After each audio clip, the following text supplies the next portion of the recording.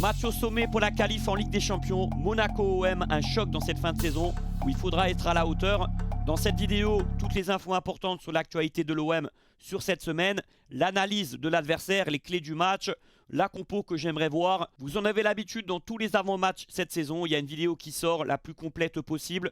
Vous êtes nombreux à la visionner, vous êtes nombreux à soutenir à chaque fois avec un petit pouce. Donc on va continuer par la suite avec la saison prochaine. Un match tous les 3 jours en principe. Pour commencer, je vais vous parler de l'application Match en direct, top appli sur le foot, 100% gratuit, qui est déjà très bien réputée. Une de ses forces, c'est les données statistiques que vous avez pendant les matchs. Ça va vraiment en profondeur. C'est très détaillé, c'est très précis. Par exemple, sur les distances parcourues sur les joueurs, les zones où ils ont touché le ballon, les heatmaps. Vous avez un forum sur les matchs pour discuter avec d'autres supporters. Et d'ailleurs, pendant les matchs, vous avez aussi la possibilité de le suivre avec un live text où vous avez un résumé des occasions, ce qui se passe précisément, qui domine. C'est très bien fait également, c'est une des forces de l'application. La grille télé pour savoir sur quelle chaîne sont les différents matchs, les compétitions majeures des grands championnats, pour les classements, les scores en direct bien sûr. Vous pouvez activer les notifications pour votre club de cœur, suivre les infos importantes. Et une option aussi très sympa, vous pouvez composer votre 11 de départ selon votre club de cœur avec la bonne tactique, le choix des joueurs. Donc comme j'en ai parlé mercredi en fin de live pour la Ligue des Champions, envoyez-moi sur Instagram ce que vous proposez pour demain à la place de De Zerbi. Et je mettrai en image certaines compos pendant le live Monaco-OM aux alentours de 16 h. Quand on discutera sur le 11 de départ de De Zerbi. Voilà, donc je compte sur vous les gars pour télécharger l'application. Ça me soutient ceux qui le font. C'est un super contenu pour vous. Ça va vous être utile, ça va vous servir au niveau des stats, au niveau de votre club de cœur. Peu importe, c'est une appli très complète, très qualitative, qui est bien cotée, qui est bien réputée. Je suis très content d'être partenaire avec eux parce que c'est un bon contenu pour vous et je vous le dis sincèrement. Ça prend 30 secondes pour la télécharger. Donc je compte sur vous, comme ça j'aurai des bons retours également de leur côté et ils seront satisfaits de ma communauté. Allez, on va passer à l'avant-match. Donc déjà la conférence de presse de De Zerbi. Il nous a donné des bonnes nouvelles avec la présence de Gouiri qui a participé à l'entraînement collectif aujourd'hui. Alors que pendant la semaine, il était à part. Donc il serait prêt, mais pas pour jouer tout le match. Et c'est pareil pour Højbjerg, qui était déjà dans le groupe contre Toulouse. Il n'est pas rentré. Donc ça veut dire que soit il pourrait débuter, ou alors rentrer en cours de jeu. Je préférerais perso qu'il débute. En ce qui concerne Bennacer qui a la gastro, il va quand même rejoindre le groupe ce soir et se déplacer à Monaco. Après, est-ce qu'il sera apte à jouer? Réponse demain. Donc Bennacer est incertain. Et mauvaise nouvelle concernant Luis Felipe, même si on commence à être habitué, il est à l'infirmerie. Même s'il a participé à l'entraînement collectif aujourd'hui, il n'est pas prêt pour être dans le groupe contre Monaco. De Zerbi commence un peu à s'impatienter. Ça se voit vu sa déclaration. Lui qui nous avait dit il y a quelques semaines que c'est une recrue qu'on sous-cote, faudrait le voir sur la pelouse. Et c'est vrai que nos dirigeants et le staff s'attendaient à le voir beaucoup plus dans cette deuxième partie de saison, si on n'aurait pas fait le pari de le recruter. Bien que je précise encore une fois qu'il a un contrat très court, encore de 1 an et demi, et c'est quand même un salaire qui est de 300 000 euros, 250 000 euros plutôt mensuels par mois. Et c'est pas non plus rien dans les finances de l'OM. Donc pour l'instant, c'est un échec, l'arrivée de ce joueur. Je reviens vite fait sur Amine Gouiri, petite précision. C'est un joueur qui est rarement blessé. Regardez un petit peu ses statistiques. Il a très peu de fois raté 2 matchs consécutivement, alors que ça fait très longtemps qu'il est là en Ligue 1. Donc voilà, il avait une petite gêne, une petite fatigue. Donc il est déjà de retour et c'est une très bonne chose pour notre OM qui en a bien besoin. Il s'est expliqué De Zerbi sur l'aspect tactique, pourquoi il jouait à 3 défenseurs centraux. On comprend bien, vu sa déclaration, parce qu'il manque déjà de défenseurs de métier dans l'équipe. Il n'y a que Cornelius qui est un vrai défenseur central. Et quand tu joues à 3 centraux, ça te permet d'être un peu plus solide. Bien que il était passé en 3-4-3 en début de saison pour une autre raison. Brassier, c'est vrai, était très très décevant. Mais il y avait des défenseurs centraux qui étaient disponibles pour jouer à 4 derrière. C'est la faiblesse pour moi, et je pense que vous serez d'accord, des latéraux défensivement qui l'ont poussé à changer de système, qui s'est adapté par rapport à ça. Bien que je préférais le 4-2-3-1 du début de saison, qui amenait beaucoup plus de verticalité, avec un Harit qui était très en jambes, on a tendance à l'oublier, très à l'aise en meneur de jeu. Il y avait plus de folie, plus de mouvement, et Dieu sait que le Vélodrome aime ça, est friand de ça. Là, ça fait des mois qu'on s'ennuie, que ça tâtonne. Il y a eu une explication intéressante en conférence de presse de Zerbi par rapport à Greenwood, qu'en tant qu'ailier droit, il faisait moins le repli défensif. Je ne suis pas forcément d'accord, il faudrait regarder les distances parcourues. Et que dans l'axe, c'était beaucoup plus intéressant pour lui, également pour se montrer dangereux. Pareil, je reste en doute par rapport à ça, même si il avait des arguments dans sa déclaration et c'était intéressant à écouter. D'ailleurs, en commentant le match Arsenal-Real Madrid cette semaine, quand j'ai vu les Gunners dans leur 4-2-3-1 et certaines consignes qu'avaient notamment les latéraux, Lewis à gauche et Timber à droite, notamment de se réaxer en phase de possession, comme le faisait Merlin en début de saison ou alors un Murillo, la position de Rice, et je ne parle pas de ces deux coups francs, mais qui s'excentrait beaucoup comme un milieu gauche en phase de possession, comme le faisait Rabiot ou Højbjerg en début de saison. En fait, dans le positionnement, dans les consignes, j'ai revu les mêmes quasiment que De Zerbi contre Reims. Et j'ai revisionné le match, je vous le promets, il y a 2 jours. Parce que ça me tracasse. Je sais que De Zerbi veut amener un vrai fond de jeu à cet OM, que c'est un coach qui amène un vrai projet de jeu. Et que si l'OM veut exister dans les années à venir en Ligue des Champions ou en Europa League, dans le foot européen actuel moderne, il faut avoir un vrai style, un vrai fond de jeu. Et pas proposer un football comme par exemple, sans critiquer, à la Jean-Louis Gasset l'an passé. Si on veut frapper un grand coup et avoir des très bons résultats à l'avenir, il va falloir proposer quelque chose tactiquement de très fort. Regardez les équipes qui ont performé ces derniers temps comme Séville, Leverkusen, l'Atalanta, Villarreal. Ils avaient dans le projet de jeu quelque chose de vraiment défini. Et ça, c'est le cas de Zerbi. On ne peut pas lui enlever. Même si pour l'essence, ça ne prend pas. Ça ne marche pas, ça ne prend pas. Mais il a quelque chose dans la tête au moins. Et quand j'ai commenté Arsenal-Real, j'ai pensé à la première saison de Arteta, qui avait du mal à mettre son fond de jeu en place. Il y a eu quelques cadres qui n'étaient pas pour sa façon de jouer. Il les a écartés. Il a coaché un club avec beaucoup d'attentes, comme Arsenal, il y a de la pression. Donc, en fait, il y a beaucoup de similitudes entre la première année de Zerbi à l'OM et celle d'Arteta à Arsenal. Et en plus, pour me faire l'avocat de Zerbi, il a des meilleurs résultats qu'avait Arteta chez les Gunners la première saison. Puis je cogite ces temps-ci. Est-ce qu'on a le bon système de jeu? Pourquoi il ne repasse pas en 4-2-3-1? Parce que c'est le système qu'il affectionne le plus. Comme il l'a précisé tout à l'heure, pendant 80% du temps, dans sa carrière d'entraîneur, il a joué comme ça. Donc il a ses explications, même si je ne dis pas qu'il a raison. Je cogite, est-ce que c'est le coach qui est fait pour l'OM? Est-ce qu'il va nous proposer un très beau football la saison prochaine, qui nous permettra d'exister en Coupe d'Europe? Parce que c'est la vérité, les gars. Si on veut exister dans le foot européen, il faut avoir un projet de jeu cohérent et tactiquement avoir un très bon coach. Regardez les équipes qui performent. Il n'y a pas de secret en ce moment. Et De Zerbi, il a prouvé des très belles choses dans les clubs précédents. Donc ces derniers jours, dans ma tête, dans ma réflexion, j'ai envie de beaucoup plus laisser du temps à De Zerbi, clairement. Je sais que nous, les supporters de l'OM, on n'arrive pas à se refaire, à laisser justement du temps, du recul, parce que on est soit dans l'enflammade, soit dans le défaitisme. Il n'y a pas de juste milieu, c'est Marseille, comme dirait Didier Deschamps. Mais là, je vous ai fait la comparaison, les similitudes entre Arteta et De Zerbi, et Dieu sait qu'il y en a. Et ces deux coachs, s'ils parlent football, ils ont beaucoup de points communs. Peut-être qu'il y en a un qui est un petit peu recopié sur l'autre. Bon, après, il y a des différences dans la manière de ressortir le ballon. De Zerbi, il veut avant tout piquer l'adversaire quand ils vont nous chercher. Donc, beaucoup plus en transition. En fait, De Zerbi, c'est une possession dans notre camp. Une possession très basse. Pour ensuite piquer l'adversaire et avoir des 3 contre 3. Et en parlant de ces deux coachs, en les comparant, De Zerbi a battu Arteta 3-0 il y a 2 ans. Ça avait été une démonstration ce jour-là. Il l'avait bouffé sur le plan tactique. Donc ça peut donner de l'espoir. Et Arteta, il a eu du temps à Arsenal. Il a eu du temps. Et ça a été gagnant. Comme d'autres coachs récemment, Gasperini à l'Atalanta et autres. Voilà. Après les gars, est-ce qu'il va rester en fin de saison? Même si on est en Ligue des Champions, j'ai aussi un petit doute maintenant. Parce qu'il paraît fatigué. Qu'est-ce qu'il a dit après le match dimanche? J'ai pas été voir les supporters, je suis fatigué de la semaine. Cash, direct. Et aussi quand je vois l'implication des joueurs, notamment dans les célébrations. Quand on a marqué Rabiot, Greenwood, vous avez vu le groupe uni, entourer le buteur, tout ça. On a même entendu Rabiot à la fin du match dire, on lui a posé la question, qu'est-ce qui a marché? Et il n'a pas dit c'est l'union du groupe, plus que ça. Non, ça a chauffé ces dernières semaines entre certains et le staff et De Zerbi. Donc voilà, c'est des éléments qui peuvent nous amener à douter est-ce qu'il va rester en fin de saison, même si on est qualifié en Ligue des Champions. La compo pour demain, je mettrai un 4-3-3. Je répète, n'hésitez pas à installer Match en direct, l'application. Le lien est en description. Vous m'envoyez votre compo que vous mettrez face à Monaco. Et j'en mettrai quelques-unes dans mon live demain à l'avant-match de Monaco OM. Et on débattra là-dessus tous ensemble. Højbjerg en défense centrale.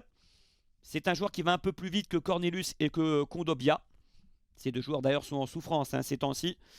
C'est vrai que ça n'a pas marché à Strasbourg, mais il a des atouts quand même pour dépanner, je dis bien à ce poste, notamment dans la première relance. Avec son expérience, son intelligence, je tenterai de l'associer à Murillo, qui est notre meilleur défenseur actuellement. Et quand je dis ça, c'est pas forcément positif. Rien contre lui, c'est une réussite à l'OM, mais ça reste un joueur correct, tout juste moyen. Et dire qu'on en fait autant sur Murillo, c'est pas un signe rassurant pour notre OM. Si vous voyez ce que je veux dire, c'est un joueur limité qui n'aura peut-être pas le niveau pour la Ligue des Champions, par exemple.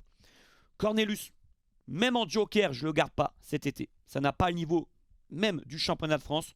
On l'a vu, sur les 2 tiers de ses matchs cette saison, il n'a pas été bon. Sa lenteur, il n'est pas bon dans les relances. Alors il est grand, dans le jeu aérien c'est pas mal. Dans les duels aussi, il commet beaucoup trop de fautes. Et des fautes bêtes qui nous ont coûté cher parfois. Kondogbia, le problème c'est qu'il est cramé. Et le championnat de France, c'est un championnat où ça va vite. Et sa lenteur lui fait défaut. Alors, que ce soit au milieu de terrain, en défense centrale. Mais on peut faire des cauchemars de ce qui s'est passé par rapport à Babica contre Toulouse. Ça a failli nous coûter cher. Donc, il faudrait vraiment qu'il aille prendre un championnat de fin de carrière. Kondogbia, il n'a plus le niveau pour jouer en Ligue 1 et même dans les grands championnats, tout simplement. Je ne le garde pas non plus cet été. Ça va de soi. Sinon, sur les côtés, Merlin à gauche et Dedic à droite. Faut de mieux, parce qu'on n'a pas de vrais latéraux pour défendre à 4, à part ces deux-là, si ce n'est Lirola. Au milieu de terrain, donc, Rongier, Benasser, s'il est disponible, avec Rabiot. Si Højbjerg, je l'aurais mis au milieu de terrain, j'aurais mis Benasser remplaçant. Parce que c'est plus complémentaire à l'heure actuelle, Rongier, Højbjerg et Rabiot.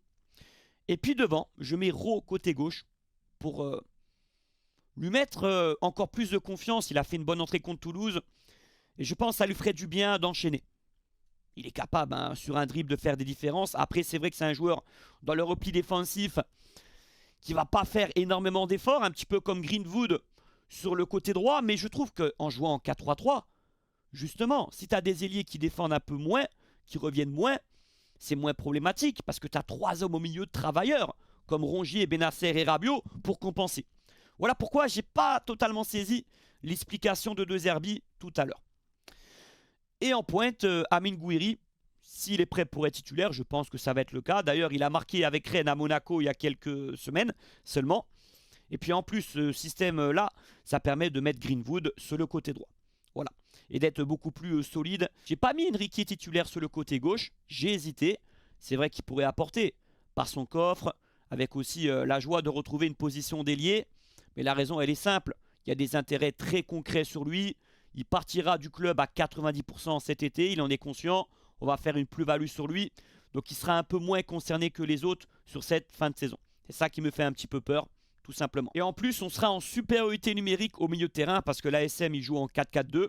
Donc ça peut être aussi quelque chose d'intéressant. Une bonne nouvelle quand même qui est tombée aussi aujourd'hui concernant Balerdi qui a repris le travail en salle. Ça veut dire qu'on peut l'espérer en fin de saison. Pour les 2-3 derniers matchs, franchement c'est envisageable. Pourquoi pas pour le choc à Lille, on en aura bien besoin. Maintenant l'analyse de Monaco qui est 3e du championnat. En cas de victoire, ils passeraient devant nous. Donc déjà, dans la tête, dans leur esprit, ils visent la gagne. Ils visent les 3 points alors que nous, un match nul, ce serait un résultat, on va dire, moyen correct. J'ai tout juste ça parce que derrière, ça va nous rejoindre. Il y a forcément Lyon ou Lille ou Nice ou Strasbourg qui vont gagner. Donc ça va se resserrer si on fait un match nul. Malheureusement, on n'a pas de joker, on n'a pas le droit à l'erreur. Mais bon, c'est mieux de faire un nul que de perdre et de passer derrière l'AS Monaco. Je suis d'accord, ça reste un match très compliqué. C'est la 2e meilleure équipe à domicile de Ligue 1 cette saison. Ils ont un bilan en 14 matchs de 10 victoires, 2 nuls et 2 défaites. Donc ils sont bien meilleurs à la maison qu'à l'extérieur. D'ailleurs, ils restent sur 5 victoires de suite à domicile. Bon, dans leur 4-4-2, il y a un joueur très en forme devant. C'est l'attaquant danois Bierret. Lui d'ailleurs, c'est le style de joueur, je ne sais pas s'il s'imposerait à l'OM par rapport au caractère qu'il a, tout ça. Force est de constater qu'il est très compatible au 4-4-2 de Monaco. Alors lui, c'est un vrai renard des surfaces. C'est un joueur qui est très malin. Il va falloir être très attentif au niveau du marquage. C'est pour ça qu'un Neuberg, par exemple, je pense qu'il ne le lâchera pas. Il est très fort dans les déplacements, il ne va pas vite. Mais il fait des bons appels en profondeur. Il se met souvent à la limite du hors-jeu. Et puis il a marqué déjà 12 buts depuis le mois de janvier. Donc évidemment, c'est un joueur à suivre. Mawissa sera suspendu côté Monaco. C'est leur seul absent, il me semble. Bon, c'est pas un joueur cadre. Défensivement, il y a Singo, Kerrer dans l'axe. À droite, Thierry Vanderson. À gauche, Henrique. Attention à Akliouche, bien sûr. Le joueur le plus talentueux chez eux. S'il est dans un grand jour, on va souffrir, les gars, terriblement. Donc j'espère qu'on va réussir à le museler, qu'il n'aura pas des jambes de feu demain. Alors, est-ce que Monaco aura la possession ou ce sera plutôt l'OM? Je pense que c'est nous qui l'aurons légèrement. Et qu'eux vont essayer de nous piquer en transition. Ça tombe bien, ils sont forts dans les deux aspects. Notamment à domicile, j'ai commenté pas mal de matchs de Monaco. Ils ont réussi à être dangereux sur 2-3 ouvertures vers l'avant. Alors quand tu joues à 2 pointes, tu joues énormément en profondeur. Il y a Mbolo, un avançant très puissant, même si lui, il est très maladroit devant le but. C'est un peu l'inverse de Biarritz. Ils ont 2 avant-centres au profil bien différent. Donc attention, en transition, Monaco nous fera mal. De toute façon, Monaco sera dangereux. Ils auront des occasions avec la qualité sur les couloirs. Ben Seguir et Akliouche, même si ce sera peut-être Minamino qui sera titulaire. Tant mieux, je préfère lui que Ben Seguir. Par contre, ils ont aussi quelques faiblesses, bien sûr, notamment la défense centrale. Ils commettent beaucoup d'erreurs, notamment dans la relance, de concentration également. Donc je pense qu'on réussira à être dangereux.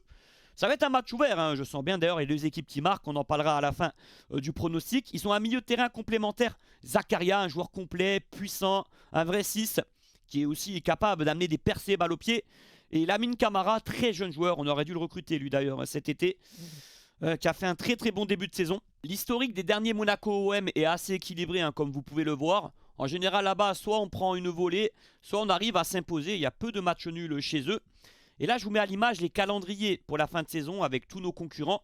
On remarque que Lille et Lyon, c'est les 2 clubs qui ont les calendriers les plus faciles, objectivement. Et les plus compliqués, c'est pour Strasbourg et peut-être les Niçois. Dites-moi ce que vous en pensez en commentaire. La conférence de presse de Rabiot, parce que c'était lui qui était avec De Zerbi tout à l'heure. Il a dit qu'il était dans la forme de sa vie. Et justement, ça tombe bien. Pour moi, j'ai jamais vu Rabiot aussi fort dans sa carrière. Alors, il a 30 ans. Il est capable d'attaquer, de défendre. En termes de buts, c'est sa deuxième meilleure saison aussi. Sans parler de son jeu et de son football. Il explique que d'un point de vue physique et au niveau de l'expérience, il se sentait bien comme jamais c'était le cas dans sa carrière. Il a encore montré ses ambitions à l'OM en adressant un message clair qu'on doit être là pour viser la Ligue des Champions. Là, il s'adresse à ses coéquipiers. Ceux qui sont là doivent avoir les mêmes objectifs. On est là avec les plus anciens pour leur faire comprendre que c'est important pour le club et que ça peut l'être aussi pour eux. Du fait de leur jeunesse, certains ne voient peut-être pas tout ce que ça représente. Donc, il nous dit la vérité que il a besoin de temps en temps de remuer certains jeunes qui n'ont pas toujours une attitude à la hauteur au quotidien, une attitude de joueur de très haut niveau, tout simplement. Mais Rabiot, il est en bonne position pour parler, pour se mettre en avant comme ça. Parce que lui, il assume sur le terrain. C'est un patron, c'est un leader, donc il est en droit d'exiger des choses. Pareil en fin de saison, il est en droit d'exiger des choses, tout simplement. Et je répète, il est à son meilleur niveau. On va parler de Benasser. Déjà, il y a quelque chose qu'on avait oublié. On pensait que l'option d'achat pour Benasser était automatique cet été. Mais en fait, elle était sous certaines conditions. Et l'OM doit lever ou pas l'option d'achat qui est de 12 millions d'euros en fin de saison. Apparemment, d'après la Gazzetta, un journal italien, c'est en bonne voie, c'est la tendance actuelle. On sait que De Zerbi apprécie beaucoup Benasser et c'est réciproque. Et que Benasser, c'était non pas un pari, il ne faut pas exagérer, parce que c'est un des plus gros salaires du club. Mais ça doit être un cadre, un joueur important, dès le mois d'août. Parce qu'il a connu une saison avec beaucoup de pépins physiques. Alors ça reste un jeune joueur qui a seulement 27 ans, ça donne de l'espoir. Et il s'est exprimé hier sur sa condition physique, qui revenait d'une longue blessure, d'une période assez compliquée. Il n'avait pas fait 90 minutes depuis très longtemps et qui commence à trouver ses repères petit à petit et qu'il espère monter en puissance dans cette fin de saison. Mais il n'est pas à 300% de ses moyens et il l'a reconnu. Alors c'est clair que physiquement, moi qui connais très bien Bennacer, hein, j'en ai vu des matchs de lui, je ne reconnais pas le Bennacer qui marchait sur ses adversaires en Serie A, ou même avec l'Algérie. Je ne dis pas qu'il est mauvais. Par exemple, dimanche contre Toulouse, il y a eu des critiques sévères contre lui chez certains médias et une partie des supporters. Parce que quand on analyse sa palette, déjà il a perdu 4 ballons. Alors certes, dans ses passes, il n'a pas pris beaucoup de risques. Dans la récupération, j'attends mieux également. Bon, il fait un match moyen, correct tout simplement, à l'image de ses débuts à l'OM. Et quand il a été recruté chez nous fin janvier, il avait fait 3 matchs avec le Milan AC en jouant une mi-temps ou 1 heure de jeu seulement. Je me rappelle, il s'est blessé au mois de septembre. Pendant la trêve internationale, et avec l'OM, on l'a fait enchaîner direct, hein, bien qu'il ait joué 1 heure avec un match par semaine. C'est la différence avec Rongier, qui est capable de faire 90 minutes avec une grosse intensité. Alors que Bennacer, actuellement, ne peut pas faire ce que fait Rongier d'un point de vue physique. Il n'a pas les capacités physiques de Rongier actuellement. Mais d'un point de vue intrinsèque, on ne peut pas dire que Bennacer est inférieur à Rongier. Ça serait mentir. Ils ne sont pas le même pédigré. Bennacer a joué au très très haut niveau. Donc je demande aux supporters de l'OM d'être patients, mais c'est quelque chose de normal. On l'a recruté cet hiver. Il n'est pas non plus mauvais, même s'il n'apporte pas de grosses plus-values, c'est clair, sur le terrain. Par contre, on sera exigeant avec lui au mois d'août. Hein. Et je sais que les Algériens seront encore plus exigeants que nous. Parce qu'ils veulent un Bennacer au top du top pour la Coupe du Monde et pour la Coupe d'Afrique.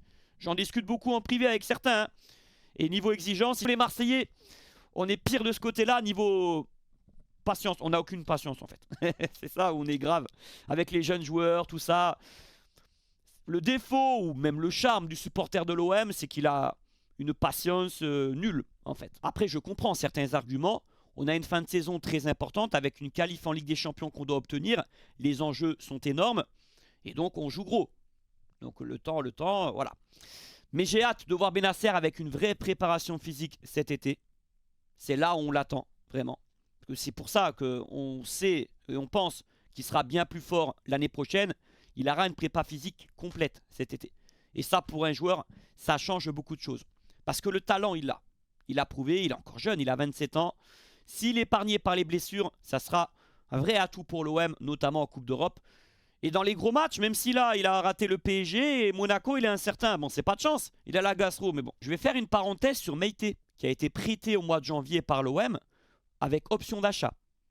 L'option d'achat s'élève à 8 millions d'euros.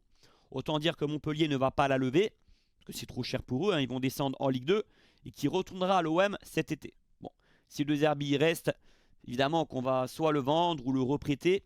Et en plus, parce qu'il est très mauvais avec Montpellier. Hein. Regardez les commentaires des supporters montpelliérains. Alors vous allez me dire, le contexte n'est pas facile, mais quand même, on s'attendait à beaucoup mieux de lui pour un prêt dans un championnat qu'il connaît. Il a connu un petit peu ce climat à Lorient, hein, où il jouait aussi le maintien. Donc décevant, très décevant Meïté avec Montpellier. On a reproché, on s'est posé des questions sur De Zerbi, pourquoi il ne lui donnait pas sa chance, pourquoi il l'écartait à ce point. Ben, ça lui donne un peu raison, tout ça. Voilà, même si je ne dis pas qu'il serait plus mauvais à l'OM que Cornelius et que Kondogbia, par exemple. Et que chez nous, Meïté a montré des belles choses l'an passé. Pour terminer la vidéo, 2 infos mercato dans le sens des départs. Ça chauffe hein, pour Luis Enrique à l'Inter. D'après Foot Mercato, ils sont prêts à faire une offre de 24 millions plus 4 en bonus. C'est un peu moins que ce qu'on imaginait il y a quelques jours. Donc le prix va un petit peu à la baisse malheureusement.